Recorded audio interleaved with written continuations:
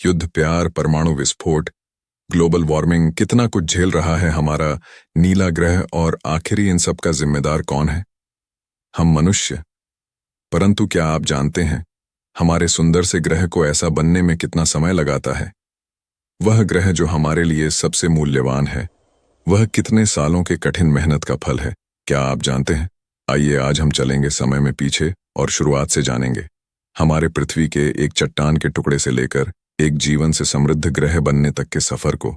तो आइए हम समय में पीछे चलते हैं, थोड़ा और पीछे, आज से करीब 4.6 अरब साल पहले। हमारा सौर मंडल और एक नया जन्मा तारा जिसके चारों ओर धूल और चट्टान चक्कर काट रहे हैं। यहाँ हमारी पृथ्वी का नामो निशान तक नहीं है। हम समय में कुछ ज्यादा ही पीछे आ चुके हैं। अभी तक पृथ्वी के बनने की प्रक्रिया की शुरुआत नहीं हुई है, लेकिन इसकी नींव तैयार हो चुकी है।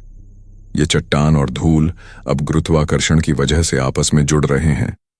कई लाख सालों के बाद अब एक भीमकाय चट्टान के गोले में बदल चुकी है। लेकिन इसे हम पृथ्वी नहीं कह सकते, क्योंकि अब यह बहुत ही गर्म है। ये आज के वीनस यानी शुक्र ग्रह के समान है। आज से करीब 4.5 अरब साल पहले धरती की सतह पूरी तरह खोलते लावा से ढकी है। आप गलती से भी नीचे पैर रखने की कोशिश मत करना, वरना आपके पास दोबारा रखने के लिए पैर नहीं बचेगा। इस वक्त धरती की सतह का तापमान करीब 1200 डिग्री सेल्सियस है, यानी यह जगह फिलहाल नर्क से कम नहीं है। यहाँ ऑक्सीजन का नामो निशान तक नहीं है। धरती पर लगातार एस्ट्रॉइड्स की बरसात हो रही है, जो सतह पर कई किलोमीटर लंबे खोलते लावा के नदियों का निर्माण कर रहे हैं। और यह एस्ट्रॉइड्स कहीं दूर के नहीं, बल्कि धरती के पड़ोसी हैं, जो लगातार उससे टकरा रही है।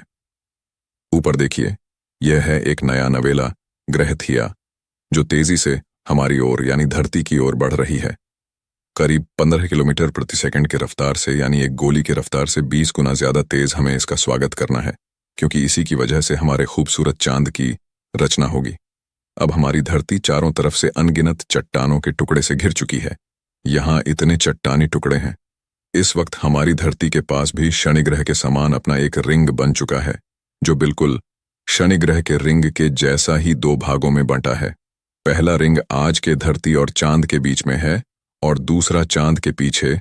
इस रिंग से एस्ट्रॉइड्स लगातार धरती पर बरस रहे हैं, लेकिन एस्ट्रॉइड्स की असल बारिश अभी भी शुरू नहीं हुई है।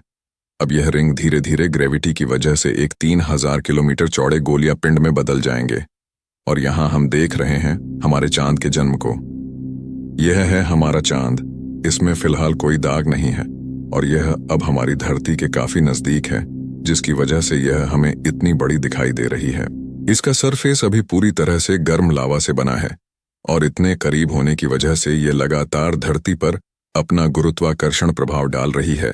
करीब 30 लाख साल बाद अब हमारे सोलर सिस्टम में कुछ ऐसा होने वाला है जिसके बारे में आप लोग शायद ही जानते होंगे।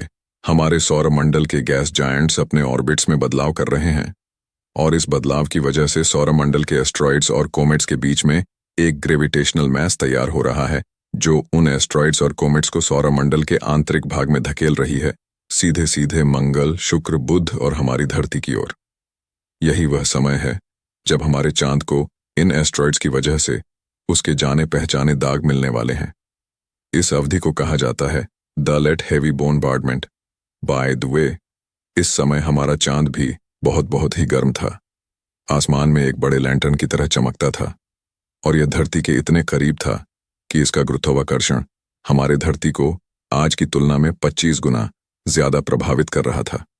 हमारी धरती पर एक दिन 24 घंटों का नहीं, बल्कि केवल 6 घंटों का होता था, और इसके कारण धरती के लावा के नदियों में लहरें आज के समुद्रीय लहरों से 20 गुना ऊपर तक उठती थीं। लेकिन भला हो हमारे चांद का, जो धीरे धीरे समय के साथ साथ हमारे धरती से दूर चला जाएगा, और इससे धरती की धीमी होने लगेगी, और लावा की नदियां ठंडी होने लगेंगी, जिससे धरती के सतह का निर्माण होगा। इस वक्त आसमान में यह भीमकाय चमकीला चांद ही एकमात्र चीज नहीं है जो आपका ध्यान आकर्षित करेगा, बल्कि अब आपको 2 बहुत ही चमकीले तारे भी आसमान में देखने को मिलेंगे। लेकिन वे दोनों असल में तारे नहीं हैं, ये दोनों असल में ग्रह हैं। जुपिटर और सैटर्न सौर मंडल के आंतरिक ग्रह, जैसे कि हमारी धरती, वीनस, मरकरी, मार्स, ये सब रॉकी और ये ज्यादा समय तक पिघले हुए लावा के रूप में नहीं रह सकते थे, लेकिन वही जुपिटर और सैटर्न असल में गैस जायंट्स है, जो कि आसानी से लंबे समय तक गर्म रह सकती है। धरती के इस समय काल में जुपिटर का टेम्परेचर 5000 डिग्री सेल्सियस और सैटर्न का 3000 डिग्री सेल्सियस था। इसका मतलब है कि जुपिटर उस वक्त हमारे सूरज से भी ज्यादा चमकीला था।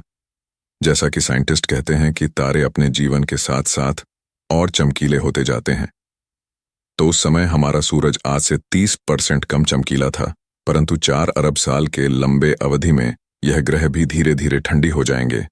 आइए चलते हैं वापस हमारी धरती पर। धरती के वायुमंडल में फिलहाल केवल एक ही गैस है, मीथेन। आप गलती से भी इसमें सांस मत लेना, वरना कुछ मिनटों में ही आपकी मौत हो जाएगी। लेट हैवी बॉम्बार्डमेंट के दौरान धरती पर लगातार कोमेट्स की भी बरसात हुई थी, जिन्होंने अपने साथ पानी का धरती में परिवहन किया। इस पानी ने धरती में समुद्रों का निर्माण किया। धरती अब चारों तरफ से समुद्र से घिरी हुई थी, लेकिन यहां ना तो पैर रखने के लिए जमीन था और ना ही सांस लेने के लिए ऑक्सीजन। हमारी धरती अभी कुछ हद तक पृथ्वी कहने लायक बन चुकी है, लेकिन अभी भी इसमें जीवन का बीज नहीं बन पाया है। आखिर इसके बाद क्या हुआ था और धरती पर जीवन की शुरुआत कैसे हुई थी, इस पूरे कहानी को जानने के लिए आप हमारे साथ जुड़े रहे। तो आज के लिए बस इतना ही। अगर आपको ये वीडियो पसंद आया तो इसे लाइक करें और अपने फ्रेंड्स और फैमिली के साथ शेयर करें। अगर आपने हमें अभी तक इंस्टाग्राम और यूट्यूब पर फॉलो नहीं किया है तो जल्दी से फॉलो कर लो। लिंक्स आपको डिस्क्रिप्शन में मिल जाएंगे। अगर आप नए हो इस चैनल पे तो ऐसे ही और इंटरेस्टिंग वीडियोस के लिए पेज को फॉलो करने के साथ साथ नोटिफिकेशन बेल को भी ऑन कर लो। मैं मिलता हूं एक और नए वीडियो में, तब तक के लिए बाय।